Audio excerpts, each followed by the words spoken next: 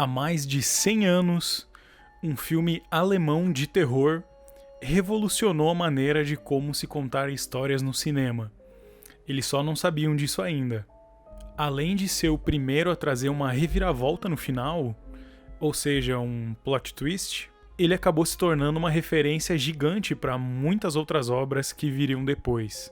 Gabinete do Dr. Caligari, de 1920, foi o primeiro a trazer isso no cinema, mas não foi o primeiro na história. Tem registros de que o primeiro plot twist da história tenha sido do conto As Três Maçãs, do compilado Mil e Uma Noites, datado do início do século IX. Esse plot twist do filme tem uma história bem bacana por trás. Inclusive, a partir de agora, spoilers de Gabinete do Dr. Caligari.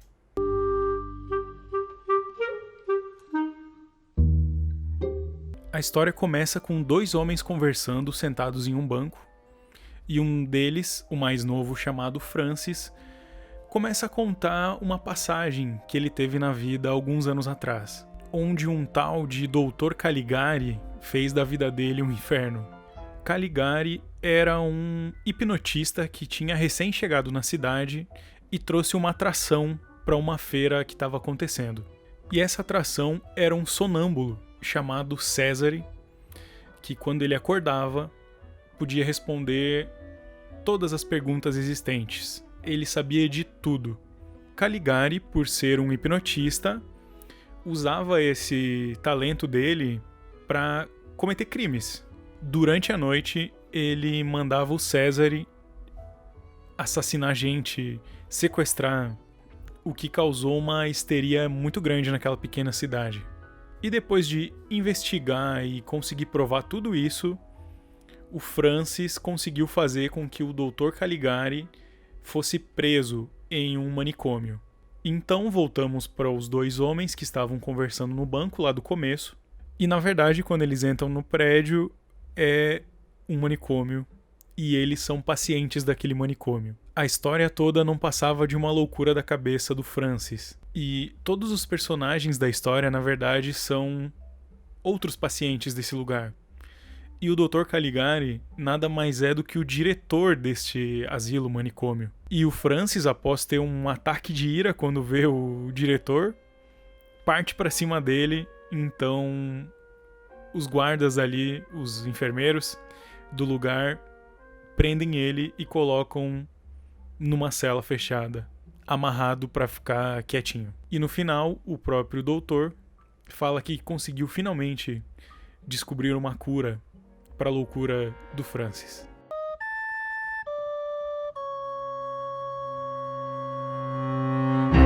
E pode até parecer normal para você, porque hoje em dia esse tipo de história é muito comum. Você pode até lembrar alguns exemplos de filmes em que a história não se passava de uma loucura, de uma alucinação da cabeça do personagem. Mas não se esqueça que esse filme tem mais de 100 anos. Além do plot twist no final, o filme também trouxe algumas reviravoltas no meio, além de também ter trazido esse conceito de histórias dentro de histórias dentro de histórias, onde o filme começa no presente e nos leva para o passado. Depois novamente para o passado para contar o início do suposto Dr. Caligari, onde eles encontram um livro que pertence ao Dr. Caligari, o suposto Dr. Caligari, onde um hipnotista italiano chamado Caligari viveu alguns anos antes e cometeu alguns crimes. Essa mistura de histórias deixa o filme um pouco mais complexo, até um pouco desorientador pra gente que tá assistindo, mas tudo isso é de propósito. E além de tudo, mais uma outra novidade que trouxe pra época, o final é aberto. O que o doutor vai fazer pra curar Francis? Será que Francis não tem razão e o doutor realmente é um maníaco? Ou até mesmo, será que esse final não continua sendo só uma alucinação dele?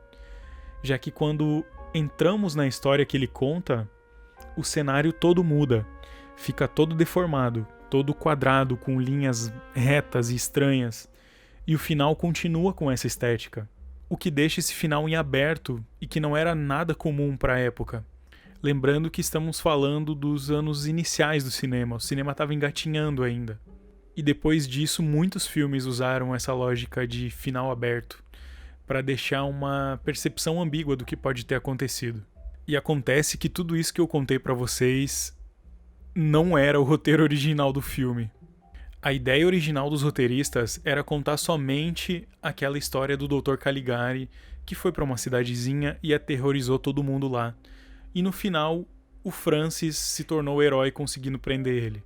Só que os dois roteiristas originais venderam essa história pro produtor Eric Palmer, que quando comprou, colocou como condição poder mudar a história e o roteiro se ele quisesse. E foi ele justamente que adicionou essas outras camadas de histórias dentro de histórias. Foi bem mal visto na época pelos roteiristas originais, só que o Eric Palmer seguiu com a ideia de qualquer jeito. E apesar de até os críticos da época terem ficado bem divididos com esse final, o Gabinete do Dr. Caligari se tornou um marco na história do cinema, um clássico absoluto não só do terror. E além disso, tem mais uma história onde Caligari seria uma representação e uma espécie de crítica a governos autoritários. Cesare, que era o sonâmbulo, seria as pessoas que cegamente seguem os seus governos autoritários e fazem coisas em nome dele. E Francis seria um símbolo dessa revolta, que deveria ser seguida e devia destruir governos autoritários. Mas essa história eu vou deixar para outro vídeo.